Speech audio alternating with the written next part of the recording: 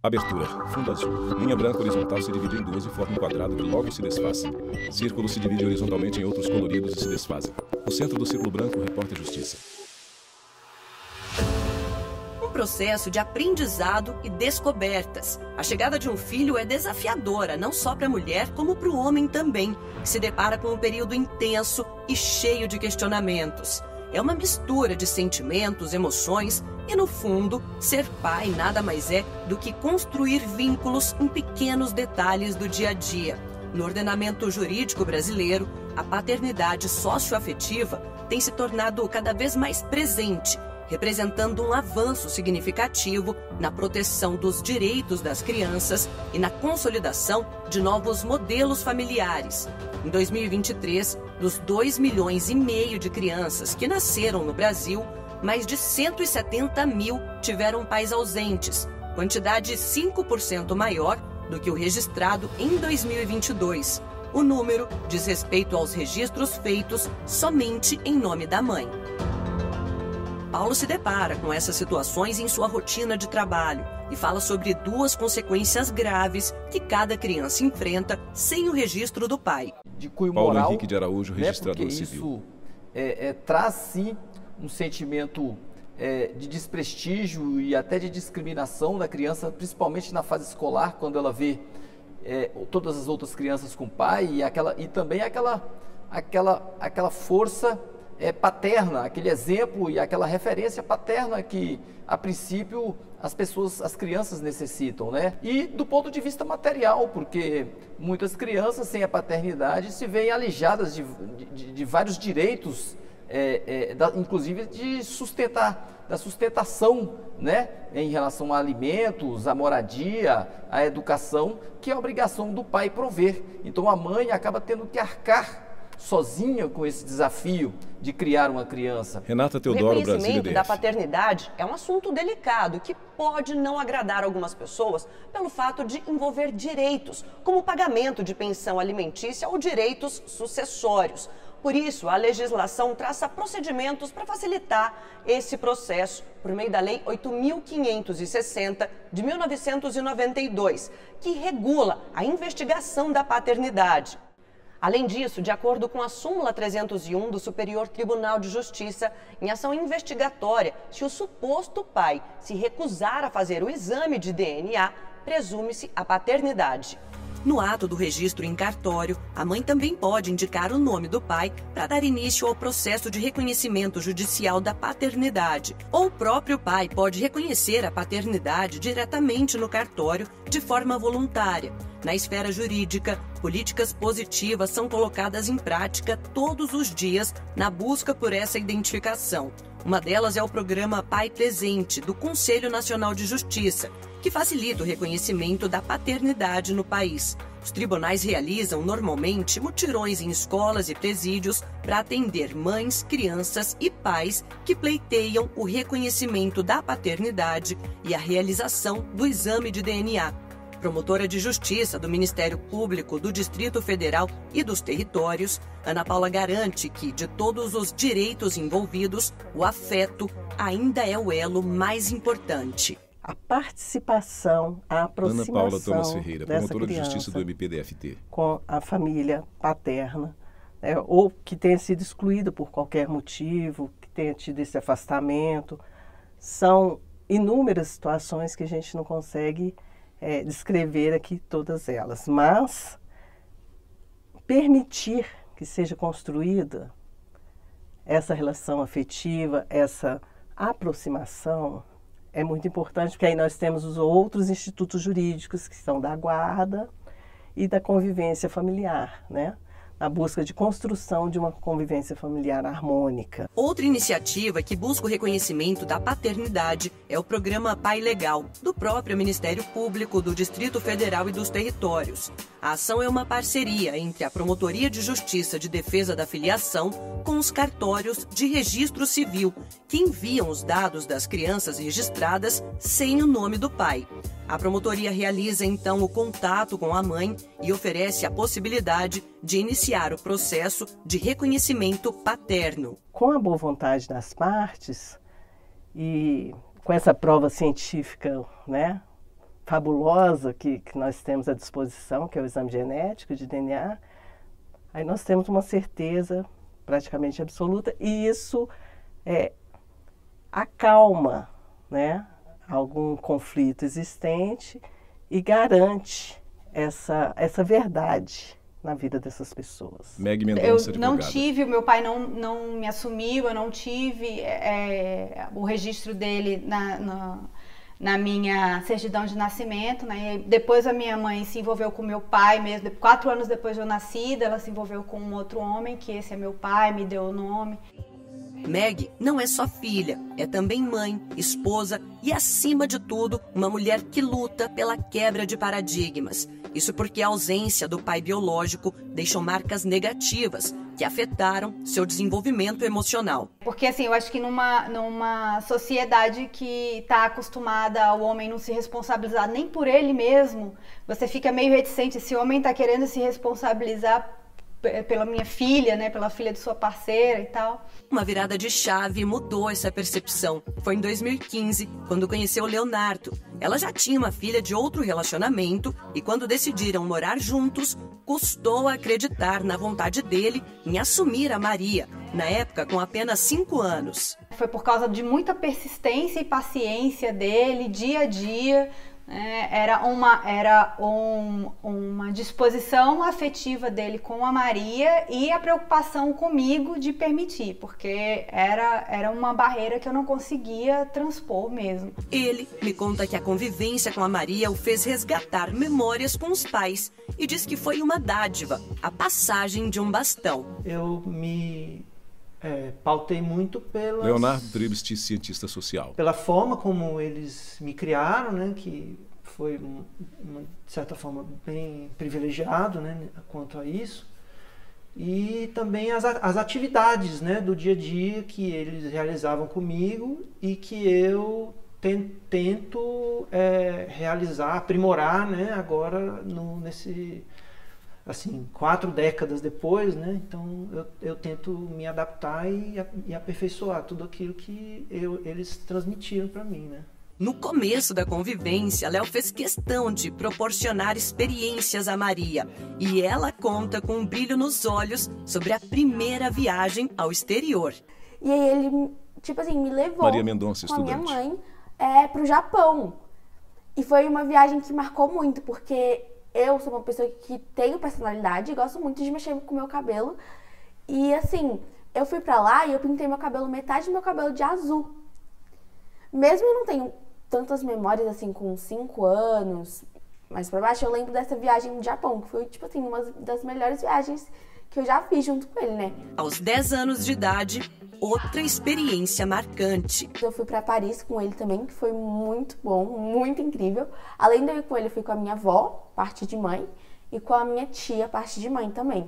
Então, assim, essas 2 viagens foram muito marcantes pra mim e pra eles também, sabe?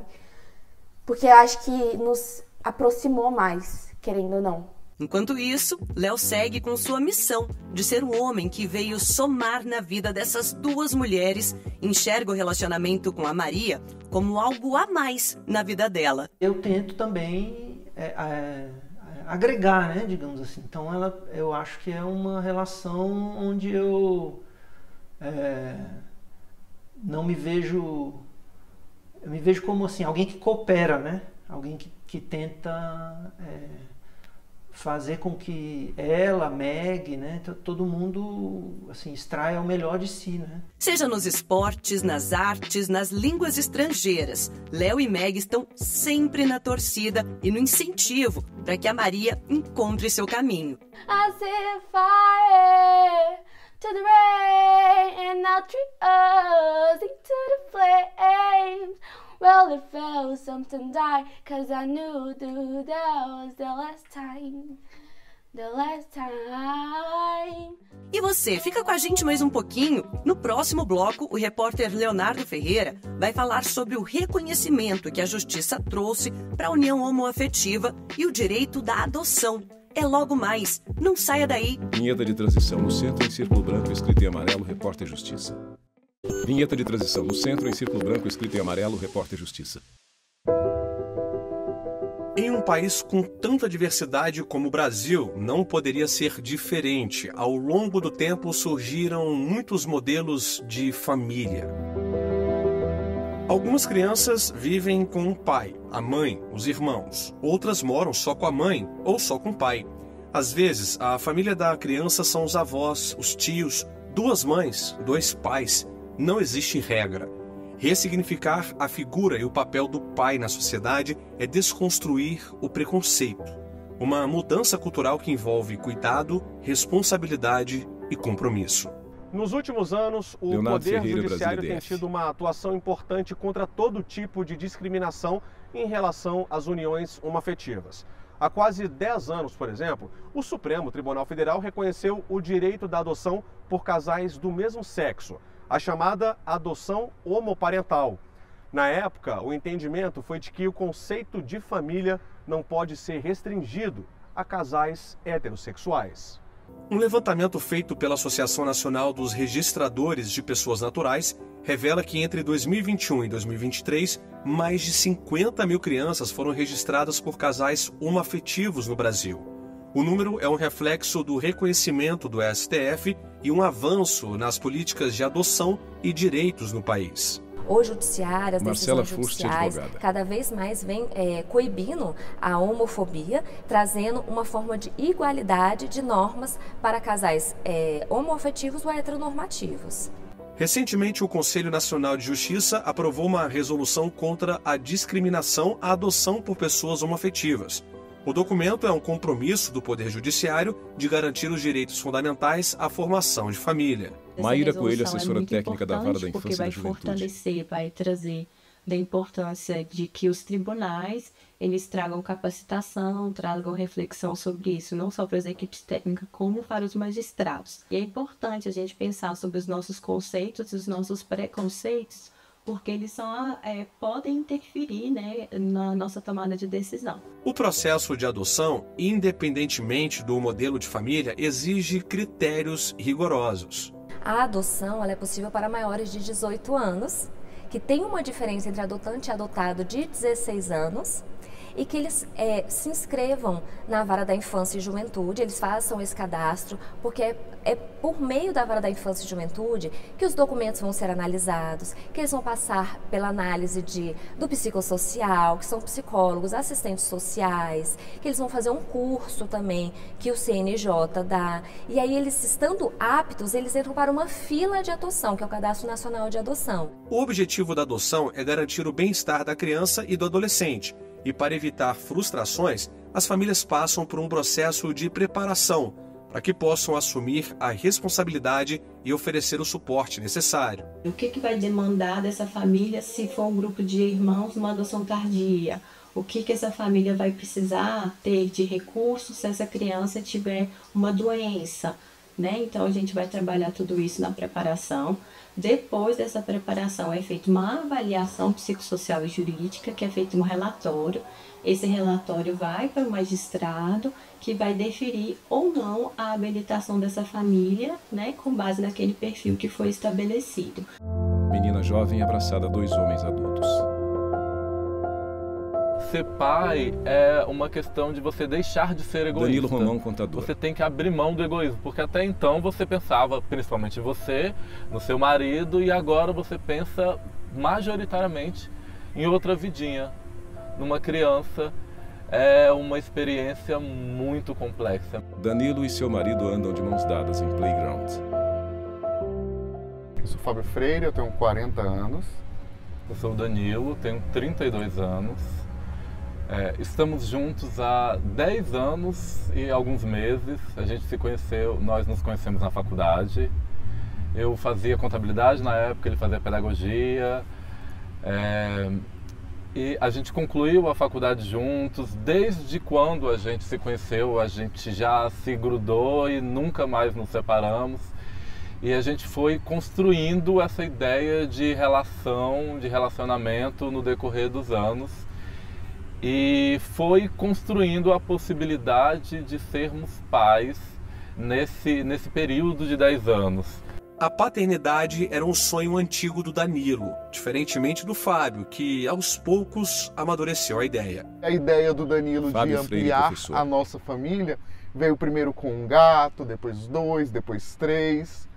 E aí a gente decide o grande encontro do casamento, da união mesmo. Nós fizemos uma cerimônia religiosa dentro das nossas perspectivas religiosas, com os nossos amigos, para poder confraternizar, comemorar e contar do nosso desejo de ampliação de família. Então a gente começou a se preparar para, além de um casal, sermos pais. Um mês depois do casamento, eles deram entrada no processo de adoção. Entendemos que a adoção era também mais um encontro de caminhos. Era um caminho nosso que já existia, com outros caminhos que já estavam por aí pelo mundo. E é quando surge Giovana na nossa vida. Essa é a Giovana. Depois de 1 ano de espera, a menina de 11 anos que vivia em um abrigo em São Paulo passou a fazer parte da família em Brasília.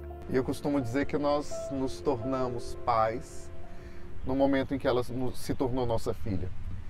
Foi um grande encontro, sabe? É um grande encontro de modificar a vida. Era só a gente, a rotina muda, a casa muda, os nossos focos mudam e agora a gente não pensa mais só na gente, a gente pensa em mais alguém, todos os dias.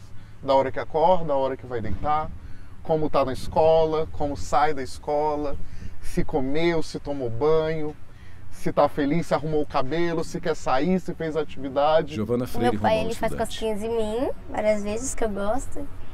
E também, quando ele coloca filme de terror pra gente assistir juntos, abraçado, comendo uma pipoquinha doce. Que ele não gosta muito porque, né, doce ele não gosta. Ele acha que é muito doce pra mim, né. Fábio e Danilo se prepararam bem antes da chegada da Giovana. Compraram um apartamento maior, mobiliaram o quarto, adaptaram a rotina, estudaram o assunto, fizeram um curso e foram acompanhados por psicólogos. Tudo isso foi fundamental para eles terem a certeza da decisão. Tem uma preparação específica para a adoção tardia, né, para você receber um adolescente, uma criança maior. E foi nesse curso que nós tivemos certeza que a gente podia ampliar o nosso perfil de busca para adoção, que inicialmente era para uma criança de até 8 anos. E aí a gente decidiu que podíamos adotar um ou mais adolescentes. O plano inicial era adotar um menino e uma menina, mas a missão e a vocação da paternidade fizeram Fábio e Danilo mudarem de ideia. A família vai ficar maior nos próximos dias com a chegada de 2 irmãos de 13 e 15 anos. Estou muito feliz porque nós decidimos juntos ter, né, mais crianças. E, né, eu acho que eu tô pronta, né, porque já organizou lá em casa, a gente está construindo ainda os quartos dos meninos, pensando neles, e tem vezes que a gente liga assim, eles falam assim, me mostra meu quarto. A paternidade, ela vai muito além só daquela parte romântica e bonitinha de ser amor, afeto, carinho. É claro que tem muito isso. Alguns momentos quando ela me abraça e fala, pai, eu não sei o que seria de vocês sem mim. Ela tentando explicar o que ela está sentindo, ela falando algo do tipo. E assim, é extremamente reconfortante ouvir frases do tipo, ou sentir coisas que eu não sentia antes, que antes era só sentia por mim. Eu amo meus pais e eu tenho muito orgulho deles e eu também tenho muito orgulho de mim. Por ter ganhado essa família muito grande e bonita. Num parque, Giovana corta em direção à câmera e manda um beijo. Os pais beijam as bochechas da filha. No próximo bloco, a repórter Amanda Mustafa fala sobre a licença paternidade, a importância e a discussão sobre a ampliação desse direito. A gente volta já. Vinheta de transição no centro em círculo branco escrito em amarelo, repórter Justiça. Vinheta de transição no centro em círculo branco escrito em amarelo, repórter Justiça. Um momento fundamental para fortalecer o vínculo entre pais e filhos. O João mora em Belo Horizonte com a esposa e os 2 filhos. Quando a filha caçula nasceu, ele conseguiu 45 dias de licença paternidade na empresa em que trabalha. Esses 45 João Carlos dias, Aragão cara, na foram lista de dados. essenciais para pra gente conseguir cuidar, sabe? E pra mim também foi muito bom, porque quando o Gustavo nasceu, eu trabalhava em outra empresa e eu peguei só 5 dias de licença paternidade.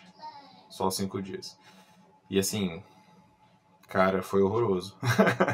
A licença paternidade Amanda é um direito Mustafa, garantido Brasília primeiro Amanda pela Mustafa, Brasília CLT, DF. a consolidação das leis do trabalho, e prevê que o empregado falte ao trabalho por um dia, sem prejuízo da atividade, na primeira semana após o nascimento do filho. Em 1988, a Constituição Federal passou a definir o direito à licença paternidade com base em uma regra transitória, que estabelece o prazo de 5 dias de licença. A partir do marco legal, uma lei de Marcela 2016, Furst, advogada. que trata ali de políticas públicas e regulamentações para crianças de até 6 anos, já veio como um avanço também de estímulo com relação ao aumento da convivência familiar entre pais e filhos. E, inclusive, trouxe a figura da empresa cidadã, que estimula empresas que estendem aquela licença paternidade de 5 para 20 dias. Mesmo com esse incentivo adotado por algumas empresas, a questão ainda não foi resolvida. A regra aplicada pela Constituição da licença de 5 dias está prevista no ato das disposições transitórias. Desde 1988, a Carta Magna determinava que o direito precisava ser regulamentado por uma lei a ser editada no futuro. Apenas enquanto isso não acontecesse, valeria o prazo de 5 dias. Como há uma lacuna na lei, acaba que as pessoas fazem isso, é 5 dias, ou é uma empresa cidadã é 20 dias, ou no serviço público também, que muitas vezes eles trazem algumas normas diferenciadas para os servidores do Poder Judiciário, por exemplo, que tem um aumento da licença paternidade. Mas há dúvidas. Então, por exemplo, em alguns casos que venham a ser diferenciados, é preciso que eles entrem na Justiça pedindo um aumento dessa licença. No ano passado, o Supremo Tribunal Federal reconheceu a existência de omissão legislativa sobre a regulamentação do direito à licença paternidade e fixou prazo de 18 meses para que o Congresso Nacional edite uma lei sobre o benefício.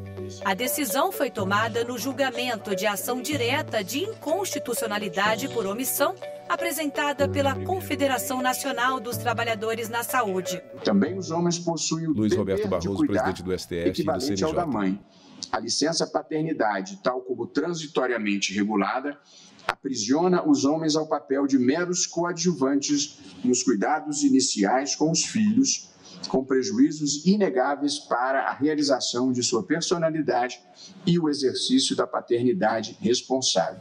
No voto, o presidente do STF, ministro Luiz Roberto Barroso, também afirmou que o prazo atual da licença paternidade traz impactos negativos sobre a igualdade de gênero e os direitos das crianças. O prazo de 5 dias previsto do ADCT não reflete a evolução dos papéis desempenhados por homens e mulheres na família e na sociedade, nem a compreensão atual sobre o conteúdo e a extensão do direito à igualdade, em especial a igualdade de gênero e dos deveres constitucionais de proteção familiar e à infância, em atenção aos princípios do melhor interesse da criança e da paternidade responsável. Está lá no Estatuto da Criança e do Adolescente. Segundo o ECA, pais e mães têm direitos e deveres iguais. E a Constituição Federal traz a criança como sujeito de direitos e como prioridade absoluta, como dever da família, do Estado e da sociedade. Essa atuação conjunta e igualitária também é reforçada pelo Pacto Nacional pela Primeira Infância, criado pelo Conselho Nacional de Justiça, que destaca ainda o direito da criança de ter o envolvimento de seus pais no cuidado desde os primeiros dias de vida. O pacto conta com mais de 350 signatários em todo o país e motiva ações em várias áreas e esferas de governo voltadas para a proteção e cuidado das crianças de até 6 anos de idade. Em outros países, há avanços no tempo da licença paternidade. Um levantamento da OIT, a Organização Internacional do Trabalho, divulgado em 2022, mostrou que 115 países oferecem licenças paternidade com duração média de 9 dias. mas apenas 102 têm licença remunerada. 49 países têm licença paternidade de pelo menos 10 dias. 30 países têm licença paternidade para trabalhadores autônomos. 41 países têm licença paternidade para pais adotivos e 20 países têm licença paternidade para pais do mesmo sexo. Nos países com remuneração integral ou parcial da licença paternidade, a Eslováquia se destaca. São 197 dias de licença. Na Islândia, os pais têm direito a 183 dias. Na Espanha, 112 dias. Na Armênia, 61 dias. E nos Países Baixos, 42 dias. Os dados apurados pela OIT fazem parte da pesquisa da organização chamada Cuidado no Trabalho, investindo em licenças e serviços de cuidado para um mundo do trabalho mais igualitário em termos de gênero, e se referem ao período de 2011 a 2021. No Brasil, uma decisão do Supremo de 2022 abre novos caminhos na busca pela equidade de direitos entre pais e mães. Em decisão unânime, o colegiado entendeu que servidores federais que são pais solo têm direito a gozar licença maternidade de 180 dias sem qualquer prejuízo ou desconto de salário. Funcionário de uma empresa pública em regime de CLT, o bancário Wilton ficou 6 meses de licença quando os filhos adotivos chegaram. Graças à licença paternidade estendida, um direito que reconhece a casais homoafetivos o mesmo benefício de 120 dias da licença maternidade concedido às mães biológicas, e a política da empresa que estica o período por mais 2 meses. Isso foi Wilton bastante Antônio de Souza, importante para bancário. poder me dar tranquilidade, não ficar preocupado com o trabalho durante esse período que eu estava ausente, e me deu muita paz para poder começar a criar os meus filhos sem me preocupar se estava alguma coisa dando errado ou não no meu trabalho. E como é que você define a paternidade? O que é a paternidade para você? O amor aos filhos transforma você em outra pessoa, deixa você mais emotivo, mais cuidadoso, ainda mais atencioso. É a responsabilidade de cuidar de uma vida que no futuro vai precisar andar sozinha. Então, é um amor incondicional. Eu digo que só quem tem filhos sabe como é o amor de ter um filho.